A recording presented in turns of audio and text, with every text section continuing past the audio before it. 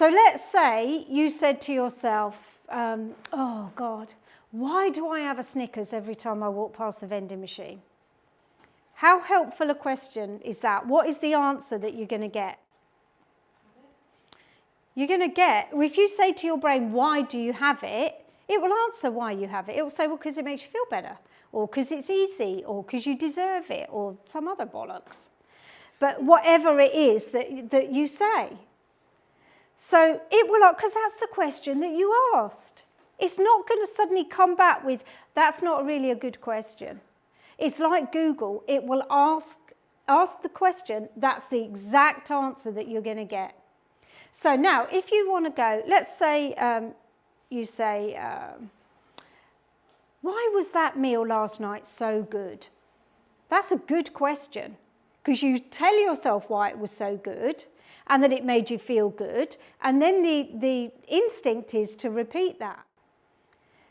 If you're going, why was that meal so bad? Why did I make all those choices? Why have I failed again? Why have I failed again? Your unconscious mind's going to go, because you don't want to be deprived, you don't want to feel like you're on a diet, you don't like rabbit food, you don't like going to the gym, whatever, and it will give you all the reasons. And then your unconscious mind goes, yeah, well, now I'd say it, I think it even more, let's just reinforce all that, and self-sabotage is inevitable, and then it's game over.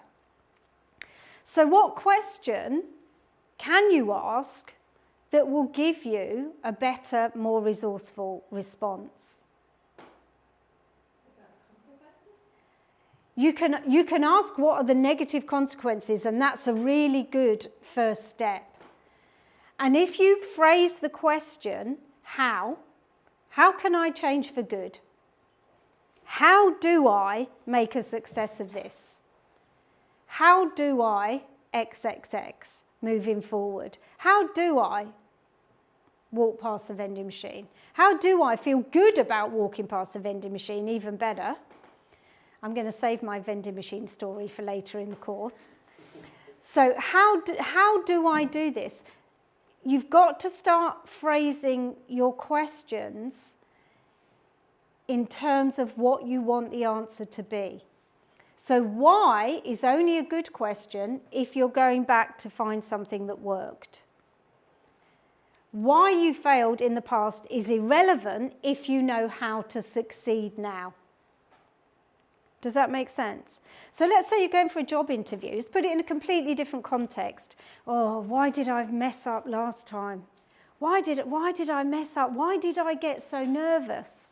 How successful do you think you're going to be in the next job interview that you're about to walk in for? Yeah. Your brain's going to go, well, this is why, because you thought of this, and you negative hallucinations were this and that, and you worried and blah, blah, blah, blah, blah. And that's going to be your most recently opened file when it comes to that job interview. So that's going to maximize your chances of repeating that pattern.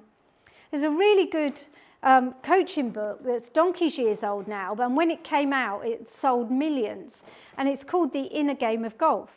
And how this book came about was that there's this really great coach working with a chief exec, and after a time this guy said to him, as passing comment on the way out, you know, your coaching has really helped.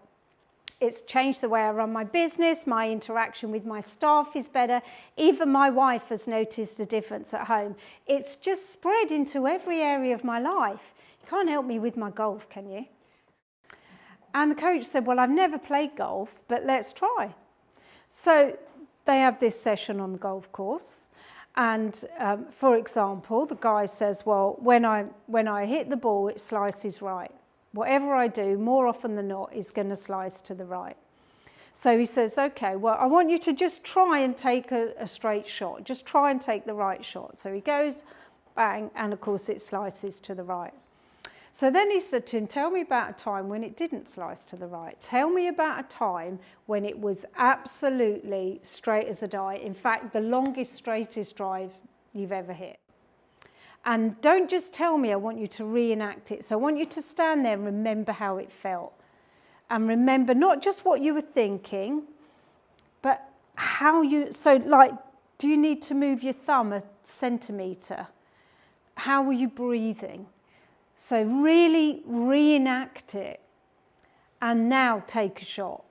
And of course he hits perfect drive. So this book, basically that's the essence of the book, and then there's the inner game of swimming and tiddlywinks and everything, which else.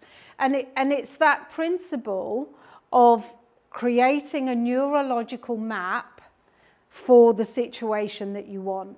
And we're going to talk a lot about mental rehearsal and visualizing and how and why that's so powerful. But deciding how you want it to go before you're in that situation. So you don't go, oh, I hope I can walk past the vending machine tomorrow. You imagine walking past that vending machine and feeling freaking awesome. And you rehearse it in your mind. And then when you get there, that's your most recently opened file. That's the association you've got. And you walk past the vending machine and it's lost all control over you.